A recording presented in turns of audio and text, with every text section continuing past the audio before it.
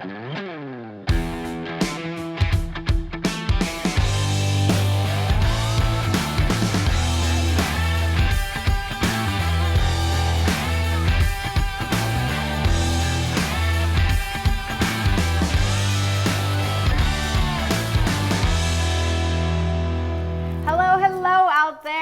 welcome to another amazing episode of Living Real TV. I'm Karissa Adkins. And I'm Clara Capano. And we are here to help you boss up and find clarity.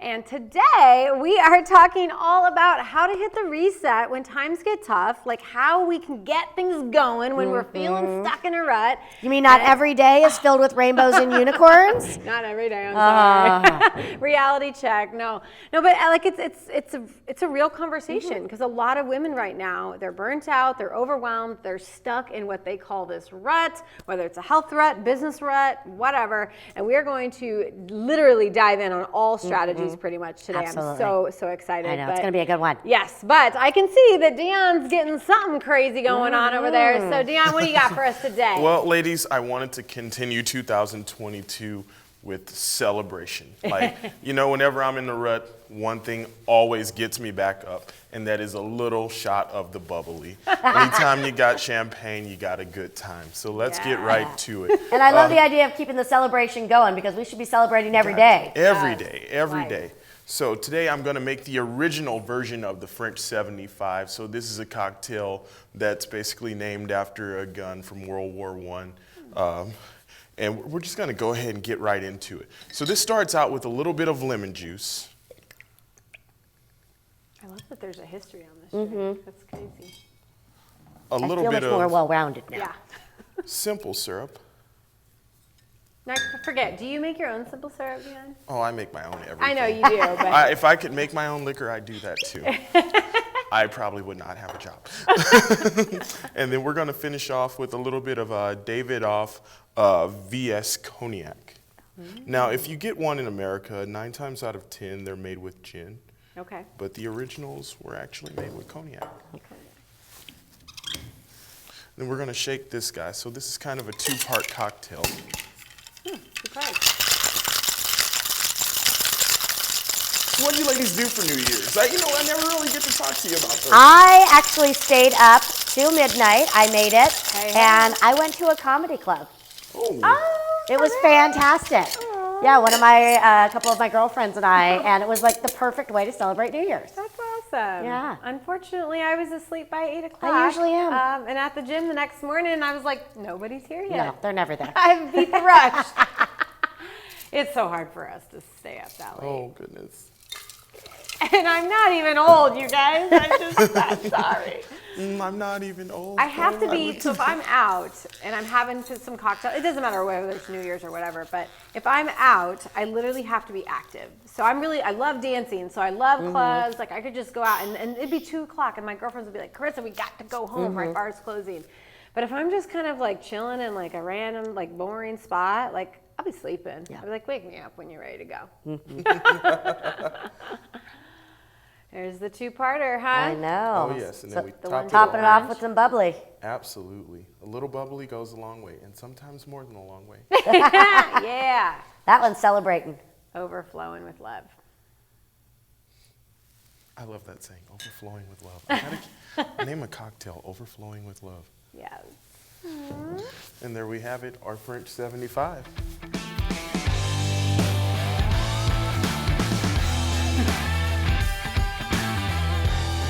And let the celebration begin. French 75. Ooh, okay. I like that. Yeah. That's a good one. And I feel like I'm a bit casual for this fancy glass today, No. but this is how millionaires drink, right? I like Fancy it. glasses. I like it. So as you mentioned, we're going to be talking about, what do you do when you kind of sometimes want to give up? Because, there's going to be days that are challenging. But before we get into some of the strategies to help us maintain our focus and energy, let's go into our question of the day. So our question today is, Karissa, what is one thing that you do that you feel is the most critical component in your path to success?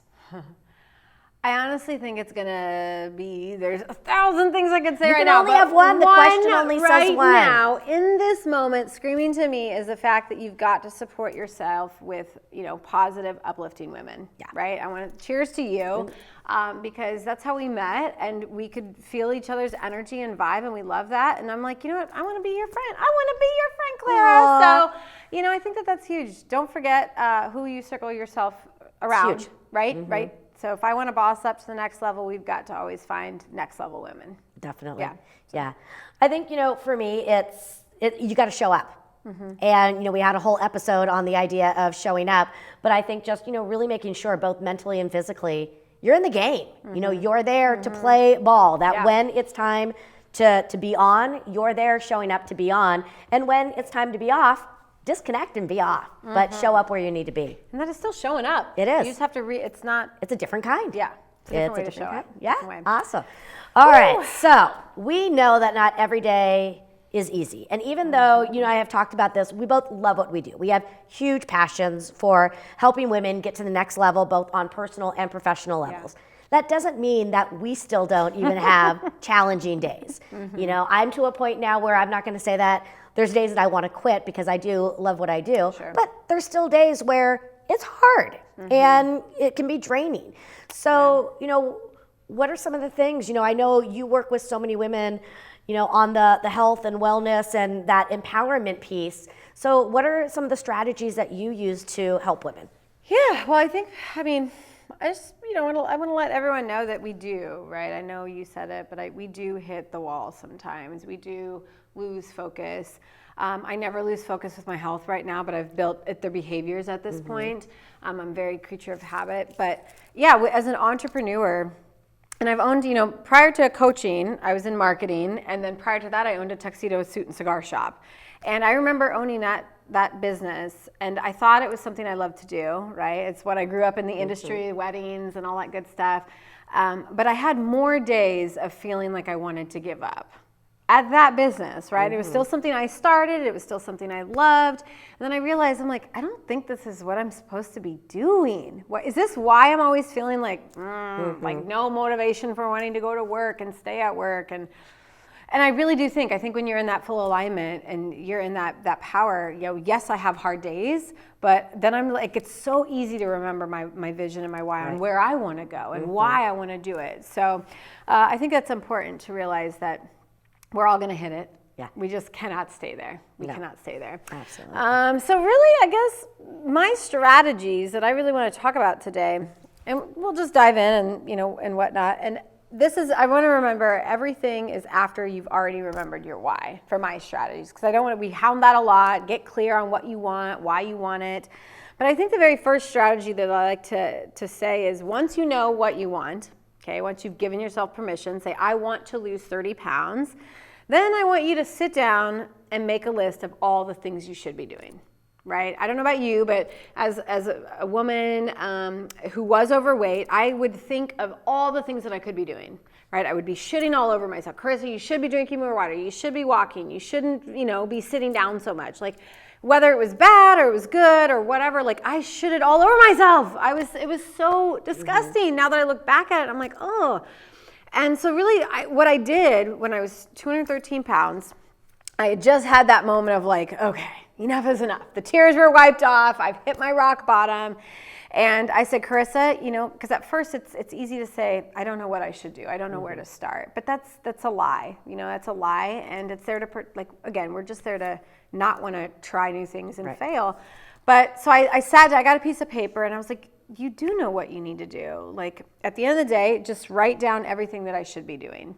And it was from water to I should be working out. I should be a better mom. I should have more patience. Everything that I thought I should be doing that would have made me a happier woman. And then I looked at the list, and it's easy to feel overwhelmed. Where do I start then? And I always say it's like you pick two, and not in a Panera Bread type of way, but yeah, right? Like you have all these options, And you just need to pick 2. And then you start with 2, and then you build upon that. So these are kind of habits. These are things to let go of, anything that you should be doing. And I just picked, I said, which are going to be the biggest needle movers for me, right? And at the time, I was an emotional eater. I binged eat all the time. When I was sad, I was mad, angry. Didn't matter. I ate my feelings away. And so I said, forget clean eating. Like, I don't even know what that is 12 years ago. Like, that was not even maybe a term. But I said, Chris, you need to stop eating so much, right? So go from 3 plates to 1 plate, and you need to start moving your body. Like, at the end of the day, you're a lazy woman, right? Like, all you do is walk upstairs, walk your kids to the bus stop, come back, sit down on the couch. So those are the 2 things. Yeah. I love the idea of making a list, because one, that gets it out of your head and onto paper so you can see it. And I love the idea of starting small. You know, I always say never pick more than, even on a to-do list, than 3, because it's too much for your brain. So I love the idea of just starting with just 2 and looking at, based upon your vision or based upon where you are, what are the 2 needle movers, the best place to start. And that also puts you back in control.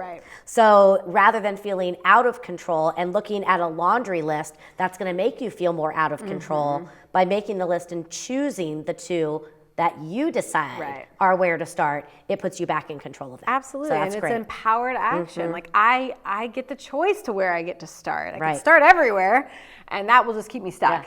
But so tip number 1, again, after you really get clear on what it is that you want, right? We have a whole episode on visions and giving yourself permission to dream big and want big. So step number 2 is really setting your environment up for success.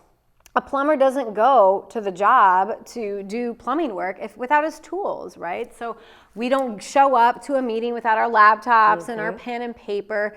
So if you are trying to get healthy, and you're trying to change your life, and you know what you should be doing, and you've written down and you've circled or you highlighted the 2 things you're going to start doing, you really then need to set your environment up for success. So that looks like going to the kitchen and clearing out the pantry. Means going through your cupboards and getting rid of, anything like that, decluttering. Means going to the fridge and Ben and Jerry, getting rid of all of that, right? Like, that's temptation. It's already going to be a hard road for you, right? You've been conditioned, you've been eating like this forever. So you have to set yourself up for success. And I love giving, like, the scenario of, I crave, right, chocolate or something like a normal woman. But if I have the bowl of chocolate that's been sitting here from Halloween or Christmas, and it's still months later, and I have that moment where I've hit rock bottom or a moment of weakness, I've had a rough day, guess how easy it is for me to go to the bowl. And now, instead of eating, just a couple, I'm going to eat the whole bowl, like mindlessly eating, whatever. So I always tell women, get rid of it. And once it's gone, not that you don't have it. Again, there's nothing bad with a Reese's peanut butter cup or a Snickers or whatever, or some ice cream, but you don't need a gallon of it. So if I have to go to the store to get something, guess what? I got to put on a bra. I got to get the kids up. I got to get them packed up. I'm going to intentionally go into a store, buy a 2-pack of Reese's peanut butter cups, and now I'm going to be more mindful when I do eat it, right? I'm not going to scarf it down knowing that I don't have a bowl beside me. Correct.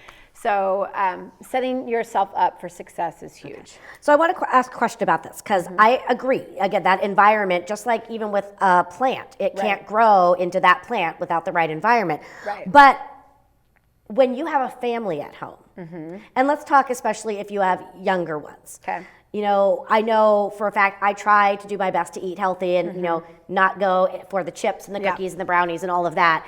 In moderation is fine, but I don't want to take those from my son. But then they're still in the house.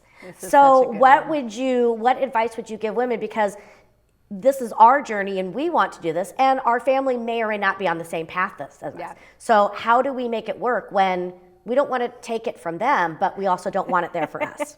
This is the number one thing women will tell me, but my kids don't want that or whatever. And I'm going to give you the answer I give them. And as a coach, right? As a coach and a friend and someone who loves you, I would say, Clara, if you're trying to get healthy, your kids need to get healthy as well. We lead by example. So if you are letting your kids have the ice cream and cookies and cake at any point in time, what's the difference? right? Like you are then teaching them that, if you don't love your body, that you have to take things out of your life. And so it just kind of grows up and now they have the mindset of, oh, well, in order for me to get healthy, I can't have anything good. Yeah. So instead I say again, get rid of it. Get rid of it. Nobody needs a gallon of ice cream in the fridge, but instead, Well, no, you don't keep it in the fridge. Yeah, freezer. You keep it down. Yeah, I mean, or you just, you get, again, my whole thing is if I just eat it out of the container, it's just one serving. It's just one serving. But no, that's a perfect scenario because we talk a lot about intentional like living and being mindful. You know what? Why don't you all get together and go to the ice cream shop? Support a small business, and now you're making an event out of it, and it's still showing that it's okay to have those things. It's not good or bad. I can't have dairy, you could, right? Like what dairy is dairy. Like its job is not to be good or bad. But make it fun. Like, hey guys, we're gonna go and we're gonna treat ourselves and we're gonna go have some ice cream, or we're gonna go and we're gonna get some chips. Everyone gets to pick their single bag of chips, right? So to me, I'm like, what makes the difference? Like your kids need to be eating healthy. Why are you feeding your kids frozen chicken strips and you're eating a salad? Make the salad and grilled chicken for them. Why are you making it any different? Or do it all together and make dinner together and teach them healthy living. Yeah, I mean, because when you strip it away and I say, moms, why do you want to get healthy? And they're like, I keep stripping down the why, right, until I hit the nerve. And it's always, well, I don't want my kids to ever have to go through what I'm going through. But are you setting them up? Bingo. Hello. Thank you. Yeah, treat your kids like you treat yourself, and vice versa. Okay, great. Excellent. Yeah, so great question. Yeah, all right. Comes up all the time. The next tip would be, again, we're talking about how to stay motivated. And I want to really focus in on your tribe, okay? So it's hard to stay motivated when you've set a goal. And again, we'll just use health for this first half of the show. If you're trying to stay healthy and motivated and you're trying to make better choices and you're hanging out with people who don't care, okay? These are your friends that are, let's go out and have cocktails and then dance, and then what happens when we have cocktails? We get a little loose, and that's fine. Then we gotta have dinner or Denny's or McDonald's. We all have our guilty pleasures of what we want at 1 a.m, whether it's Taco Bell or salty French fries. So it's like that, then that trickles it, right? And now I'm sleeping in, and now I miss my workout in the morning. So it's not that I'm the Debbie Downer, but I have boundaries now. So it's like, hey, I can go out, but I'm not going to stay out till 2 a.m, or I'm going to drive myself so I can leave when I want to. So really, the people around you is what it's really hard. If my girlfriend could care less about losing weight and I'm trying to, it's really hard. It is. So at the beginning, you have to say, hey, and know that the discipline isn't there right at the beginning. Now I can go out and I can say no if I wanted to. But getting there, getting started, staying motivated. When you first set that goal, that first 3-4 weeks is so crucial. So it's like, hey, I'm gonna upgrade my friends. I'm gonna now find friends that have similar common things with me. If I want to grow my business, I want to hang out with other entrepreneurs that are already successful. Yeah. It goes back to our very question of, I think at the start. Yeah. So one of my favorite books that I read over the pandemic is Atomic Habits by James Clear. And one of the things he talks about in there is that one of the number one ways to keep habits going is to surround yourself with a tribe where the desired behavior is the norm. Yes. And that's exactly what you're saying is, surround yourself with others who want to do the same thing. Not that you have to spend 24/7 with them, but until it is a habit. Right. Until you can say no to the Burger King. Until you can say, be fluid, you've got to lay that foundation. And so you do want to surround yourself. So that's another part of your environment is also your tribe. Yes. Excellent. When I wanted to quit smoking, I went from 2 packs to 0. It was really hard to do.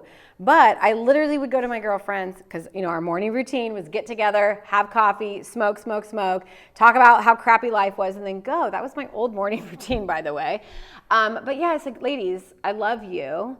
And I don't want to miss out on that, but I can't be around you for a couple weeks. I'm trying to quit smoking, and you all are smokers. It's I love you, but it's a me thing, not a you thing, right? Yeah. Like I got to do me for me. So exactly. That's huge. I see women not up-leveling their tribe. Right.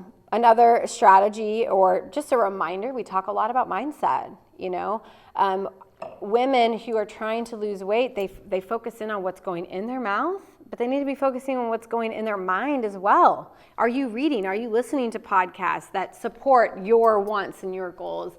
If you're trying to go vegan, start listening to other people who are vegan and their lifestyles and their, become obsessed with what you want to become.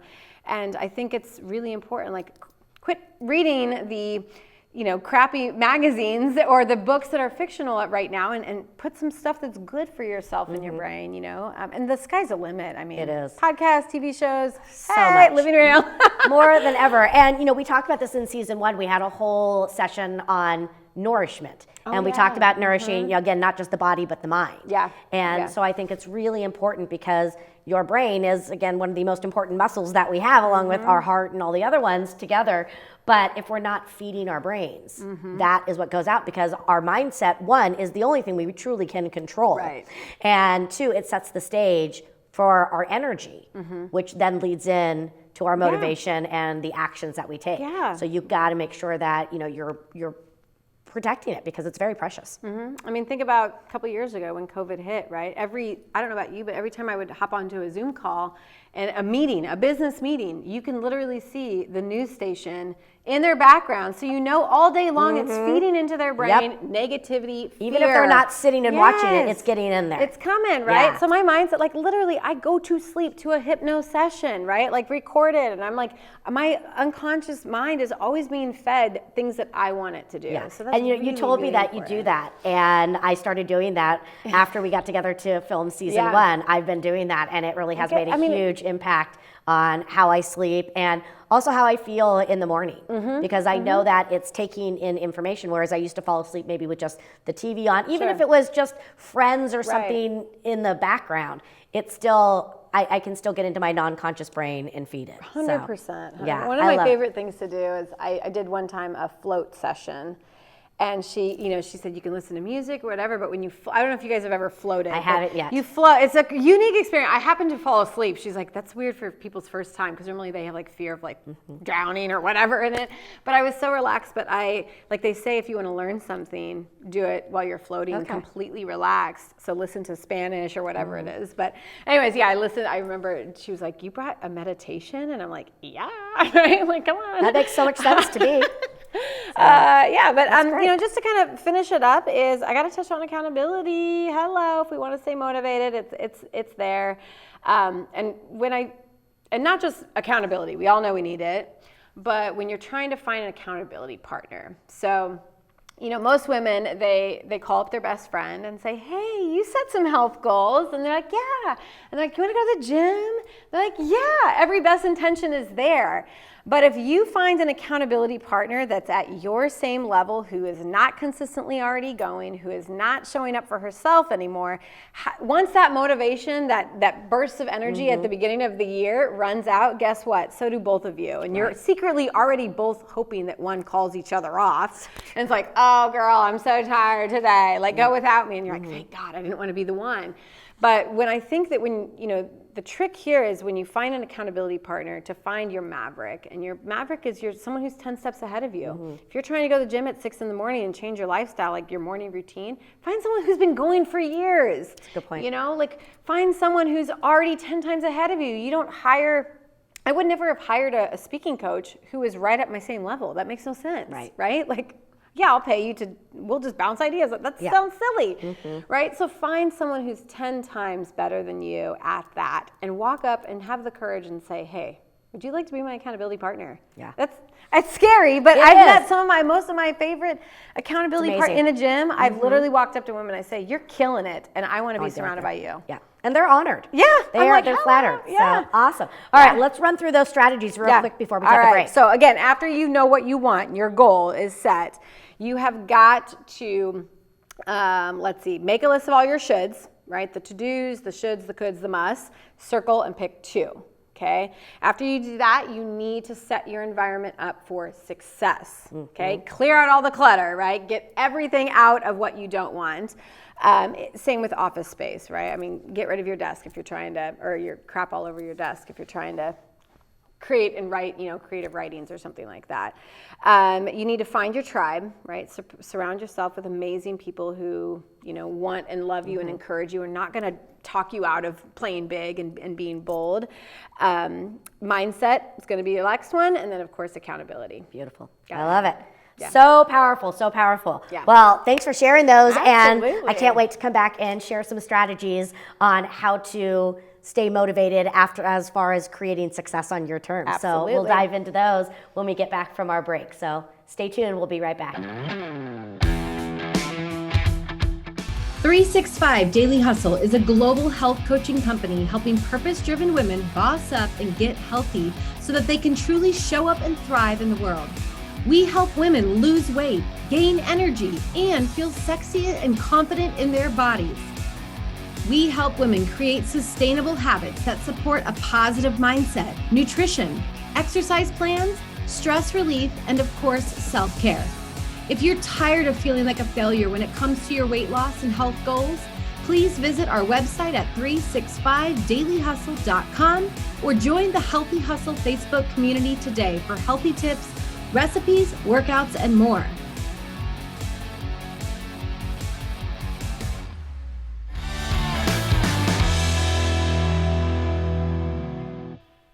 Welcome back, ladies. We are really excited about today's episode, if you couldn't tell. We hope you have enjoyed the first half. If you missed it, go back, rewind, or catch last week's video for sure. And you can, again, stream all of these episodes right in your own living room, on your own tablet, on motivationandsuccess.com or livingrealtv.com as well. So today we're talking strategies on how to hit the reset when times get tough. It's going to happen. We hit the wall. We get stuck in a rut. And in the first half of the show, I gave, 5 or 6 strategies on how to help you stay motivated on your health and maybe your fitness journey. But the second half is, I'm excited because, Clara gets to wow us with her brilliance. And she is, of course, she's an amazing coach and speaker, but she talks all about how to create success on your terms, because my life looks different than your life. Absolutely. And your life looks different than your clients' lives. So Clara, let's just dive right in. Successes, you've got lots of strategies and tips and tidbits. How can women, stay motivated while building their most successful life? Absolutely. And that's really what it is. I love what you said, because everybody's life, their demands of their lives all look different. Yeah. So we can't create a success plan that's one size fits all. Right. So we have to start working with this. So before we go into some new strategies, I just want to highlight so many of the same things that you did. Again, getting clear on your vision, first of all. Yep. You got to create, that environment and really pinpoint the things that we should do. After that, I think in no particular order, one of the biggest things is you got to start being honest with yourself. Because the truth is, we're not going to do everything. Yeah. And when we are creating a plan for success, we have to really fill it with the things that we're going to do. Because just because we should do something and we can do something doesn't mean we're going to do it. Right. And so this is where you want to look at it and sort of find what you will do. So here's an example. I know that I need to get certain things done each day. And I could easily say, I'm done with a lot of my work day at 3 o'clock in the afternoon because I'm usually up earlier. And I could easily say, oh, you know what, I'm going to come back and I'm going to work on a project at 5 o'clock at night. The truth is, I'm not, because my brain is tired and I'm not going to do my best work anyway. So why keep saying it? So the idea would be is, I know I'm not going to do that, so what am I going to do? Well, instead, I'm going to carve out time, maybe at 8 o'clock in the morning, from 8 to 8:30 every day. Right. So the idea is you've got to really start looking at, based upon what you want to accomplish, you've got to be honest. When you put your schedule together, what are your hours of operation for the week? How many hours do you really, truly have? Maybe this is a week where you do have 40 hours to put together towards your schedule. Right. Maybe you only have 15 hours. Right. There is no right or wrong, but you've got to be clear. Because the idea is, if you only have 15 or 20 hours that you're going to be investing, what is the highest and best use of that time? Right. So you've got to really work on being honest about what it is you will commit to doing. Because if you're just going to commit for commitment's sake and then not show up, there's just no point to it. Yeah. And then you feel bad about yourself. Right. And then it starts the negative spiral. Yeah. So again, I think being really, really honest about that. And I want to piggyback on that. Honest with what even you can get done in a day. Come on. Very true. Right? Like, ladies, we pack everything in. And if you're anything like Clara and I, like, let me tell you, the laundry list of to-dos is never going to end. Like, when you take 5 off, you're going to add 30 more on. So be really realistic. Would you agree? It is. And going back to what you said when you make your list and you identified 2, I say the same thing. When I make my to-do list for the week, when I go into each day, I look at my schedule for that day. And then I say, based upon my schedule for today, which 3 items can I commit to doing? So I take no more than 3 items a day. I call them my big 3. Okay. And then what I do is once I identify my big 3, I can go into my schedule for the day and schedule the time to get them done. Gotcha. But that way I can rest assured that I'm getting the 3 biggest things done each day, and it's not so overwhelming. Right. And I can feel accomplished. Yeah. And quite frankly, if all I got were those 3 things done each day, they're the 3 biggest things. That's, Needle mover, yeah. 21 things a week. Yeah, It's that's amazing. a lot. It's That's a lot. way more than just feeling overwhelmed and being like, I don't even know where to start. Exactly. Right? And so again, if you're starting, maybe it's the big one. Maybe just say, based upon my schedule today, what one? And then when you get that done, if you have time, go back and do another one. So I think that's a really important piece for us. Some days I have, I look at my calendar and it's like client,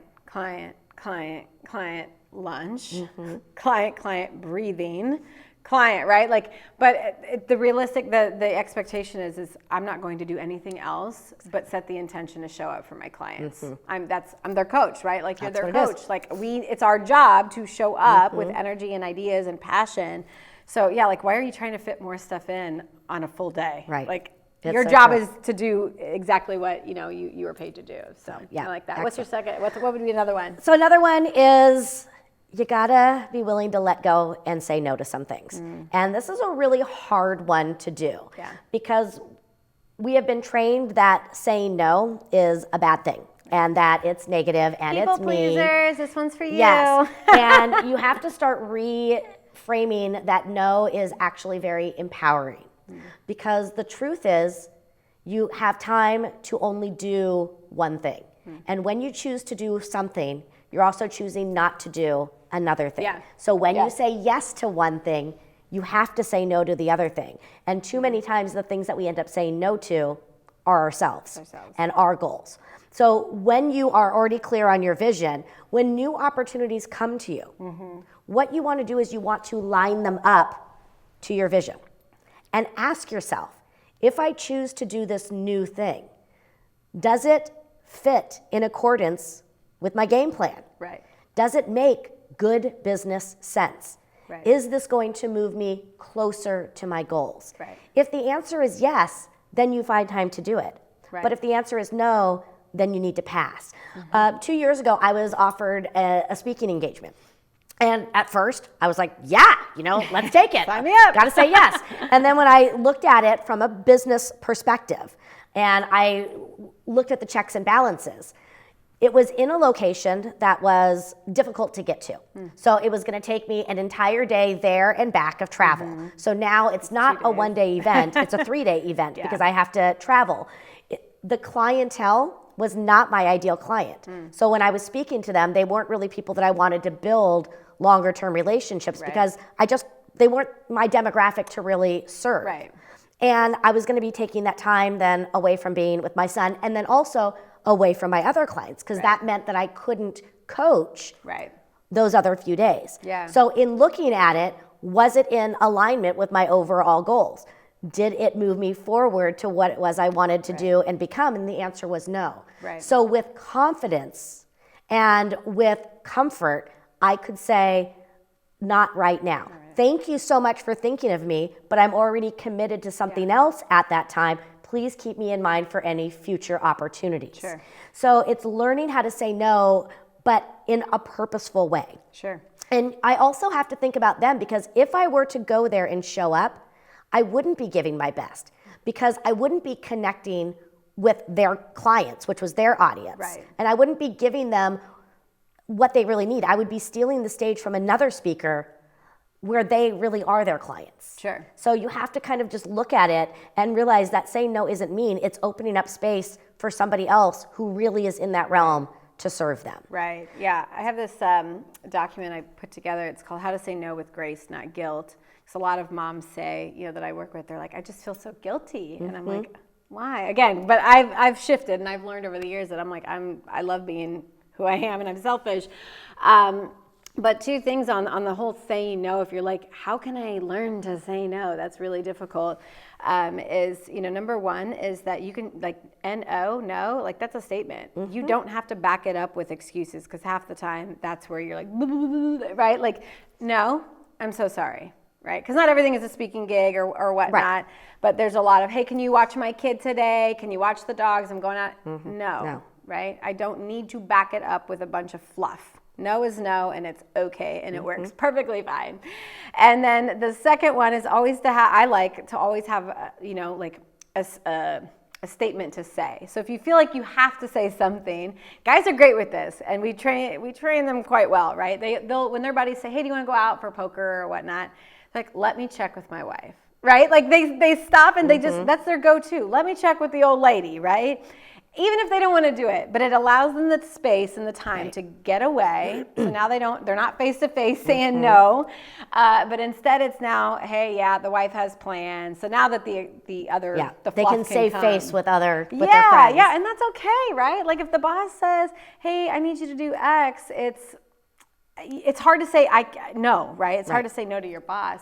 But if you're like, you know what, let me put some thought into this and get back to you, and then you can come back, put your stuff together, and say, you know what, I actually don't have the time for this. We need to ask Susan to do this job, or vice versa. But it allows the space that we need, I think, to get away from the no. It is, and and again, going back to the idea of being honest, right now I'm really focused, or I'm committed to this project and meeting the deadline that we've set for this project. Right. This would not allow me to fulfill that commitment. Yeah. But you're half-assing everything. And sometimes saying no is also giving them another resource. It could be, who really would be great for that right now is Susie. Yeah. Let's get her she on the loves phone. that. She loves that stuff. She really knows. She really excels in that area. So, there's just different ways. So that would be the second one, is not being afraid to say no to the things that are not in alignment with where you want to go. Yeah. Another thing is stop apologizing. I hear it all the time where everyone's like, oh, I'm sorry for this and I'm sorry for that. You didn't do anything wrong. Right. If you are walking past me and I trip you, I can say I'm sorry for that because I did something to you. But I don't need to say I'm sorry if something accidental happened. We have to stop apologizing. Yeah. We need to own where it is we want to go. We need to own our story. That's part of that authenticity that we talk about so much. Is you don't need to apologize for your goals. You don't need to apologize for your actions if you are acting authentically and if you are coming from a place of love. Right. So I think that's the biggest thing is really paying attention to that and not trying to always justify. It's just it is what it is. Yeah, I will literally tell women, and a great example is I was just at Baker's getting some stuff, and when you both kind of collide in a grocery store, and you can tell the women who are probably not so confident in themselves, I'm so sorry. Yeah. I'm like, I will literally say, girl, you didn't do anything wrong. We just ran into each other, right? Hello, don't apologize for anything like that. You've done nothing wrong. We both literally ran into each other. And, this reminds me of what you were talking about in the first half is, you don't apologize anymore for saying, hey, I need to go home and sleep. Right. Early on when I was younger, I used to say things like that, or I used to say, oh, I'm not going to drink tonight. I would have to make justifications. Now it's, you know what? I have an early morning, or I love my mornings. I'm choosing to get up, so I'm going home. Yeah, because I just can't stand when, ladies, we're terrible at this, but we talk smack. And if you don't like something about your life, then change it. Don't hate me and don't make me feel bad for actually taking action. If I go to sleep, it's because I want to get up and get going for the day. And I'm to the point where I'm like, if they want to judge, that's on them. It ain't me. It's not me. Yep. It's, this is what I am choosing to do for myself. So you don't have to buy into it. It's okay. And I don't hate you for it. I don't hate you for it, but this is what I'm going to do. Yeah. And then another strategy, that I think we need to look at is, just being able to open up ourselves and look at new pathways sometimes. I think part of having success on your own terms is knowing your path, knowing your vision and everything. But you've got to really hone into what is the value that you are bringing. Because when you know your value, that also helps you make better decisions on who you're going to serve. What opportunities are you going to show up for? Right. And when you truly know the value that you bring, your confidence level in those areas raises so much. Yeah. And that really helps you to be able to own your power more and to stand in front and make the decisions that you need. Yes. So how do you think women can start to own their value or even identify their value? That's toughy. So from a business perspective, I have a really great tool. So for all of you playing at home, this is an exercise that you can do. I call it the feature benefit exercise. Okay. So all you do is you get a sheet of paper. So you can just get a piece of regular paper, binder paper, and you fold it in half, long ways. So now you have 2 columns on your paper. On the left-hand side of the paper at the top, you write the word feature. Okay. And then on the top of the right side, you write the word benefit. Okay. What you want to do now is you want to do a mind dump. So you got your features and your benefits. Okay. The feature is what you bring to the table. These would be skill sets that you have, the time that you've been maybe in your industry, the schooling, education that you have, any company tools or any marketing tools, whatever you have to serve your clients. It's everything. So what you do is you make a list of everything that you have in your toolbox that you bring to the table. Okay? Woo, so that's a long first of all. list. So you first of all you want to see that. Okay. But the key is really in the benefit. Okay. Because if you really want to know your value, you need to understand how to take that feature and how to connect it with what it does for your client. So for example, if I am sitting down and talking with somebody about speaking, and I'm speaking at a women's convention, one of my features would be, I am a woman. Right. I would be able to tie that to the benefit. I live this each and every day. I've been through these things. So, you can talk with people. Part of yours is the fact that you've had your growth in your journey of, being obese. You can say that and bring on that. But it could be, I work with a lot of people in real estate. So rather than just saying, we're going to hire a professional photographer, that's the feature. Why is that so important in getting a home sold? Right. And it's really in the benefit. And when you sit down and you look at, one, all the things you bring to the table, but then you start getting clear on how that's going to serve your people, that's how you really start to see the value. Because if you are not clear on the value that you bring and what makes you different and unique, how is anybody else going to know your value? Right. And they don't want, I'm sorry, if I don't want someone who looks very cookie cutter over here. I want someone who's very unique. What I'm saying over here, because I'm a visual. So I'm like the feature side. Yeah, I want it to be unique. I want to be like, oh, wow, right? Like, you bring this? Would have never thought. That's amazing. My clients struggle with this. I would love to bring you on. That's a great example. Like, so I'm trying to think, just for me, walk me through it. So if energy is something that I bring, like people are all the time, they're like, we love your energy. Right. The benefit is when you're feeling down, all you got to do is call me as your coach, right? Okay, so I'm going to be able to raise your energy levels up. I'm going to remotivate you because I'm already that would be another one, self-motivated. But so you're saying, tie the energy. Like no one in this audience is going to walk away tired and like, right? Like they're going to want to get up and they feel that energy and they're going to take it with them. Exactly. Okay. So when you start, with the vision that we always start about, and we get our clear vision, and then you learn to be honest and making sure that when you're showing up authentically, it's connecting with your vision. You start saying no to anything that is taking you away from your vision. Yes. You start understanding the value that you bring so that you can get yourself in alignment with the right clients that are going to help you, achieve your vision. Everything is in alignment. And when you start doing these things, you start taking control back of your path to success. And that's how you start to really create the pathways of creating success on your terms. Yes. And I know, y'all, we could have dove into time management, excuses, like we could have went into everything, but I think one that we may have forgotten is that when we are stuck in a rut is that we are not alone. Yes. Yes, you can support yourself with great people, and we give you great strategies for that, but I remember, in my dark days, I was remembering, I was like, I'm so alone. I feel so lonely. I'm alone in this journey, in this process.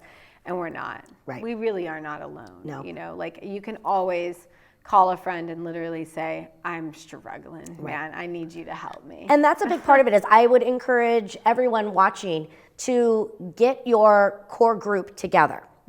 Don't do it when you're in the midst of needing them. Do it beforehand so you know. So I have certain girlfriends. You know, if I'm having a really rough time and losing focus and motivation, I call you. You know, I have another friend and she just makes me laugh. Yeah. You know, I have another one who has 5 kids. So when I'm feeling like a horrible mom, I can call her and she's like, oh, let me tell you what I did today. Right. You know, so you need to have my child. Going back, you know, going back to your tribe, you've got to have those people. Also, know the people you follow. I have a few people that I love to follow, such as Brené Brown and Mel Robbins, and I bookmark them. So if I have a few moments and I feel my energy waning during the middle of the day, I can go to YouTube and key up some of these people that I love and just get a 3-minute, you know, jolt of that motivation and positivity so that, you know, you can keep yourself going, because there are going to be days, you know, and especially when, you know, you're going up and you may have family dynamics happening on the home front. Yeah. Maybe you just had a fight with your significant other. The dog threw up in the car. You know, the kids are fighting with each other. And then that's all before 7:30. Right. Then you get to the office and you have the clients complaining and the staff coming to you. And you have that, you know, take me away moment. You got to get your composure back. Yeah. Because you know, you want to make sure that you are always showing up. Now, one of the things that you mentioned earlier is the fact that we're, you know, very fortunate because we do love what we're doing. And you mentioned that you have fewer and fewer days where you would want to do something else as you did before when you were in the cigar and tuxedo business. You know, not everybody is self-employed. Right. And not everybody has the ability to just cut loose and say, I'm going to go after my passion, because bills need to get paid. Right. And what I would encourage women to do is, if they're sitting here saying, well, that's great, but I can't work for myself right now. Right. I don't have that luxury. Go back to, again, the things that make you passionate about.